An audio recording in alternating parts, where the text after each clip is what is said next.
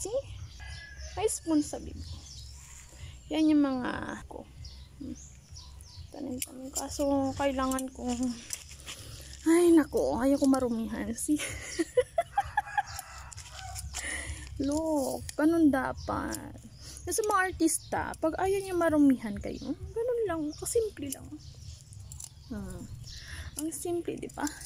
Ang tanong, kailan ka matatapos sa gawain to? Kailan? Diba? Kasi ang hirap, marurumihan yung kamay mo. Oh my gosh.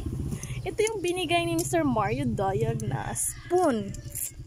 May bungang, may ano kami, may spoon kami sa, ano eh, tawag niyan? May kutsara kami sa bibig nung pinanganak kami. Kaya, sinanay kami ng tatay namin, ng daddy namin, na si Mr. Senior Mario Rosalda. See? Ano ba yan? Dapat tinuturuan mo kami ng maayos na habit. Oh, Diyos mio.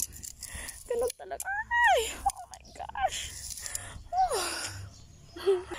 Hindi ko kaya. Joke lang.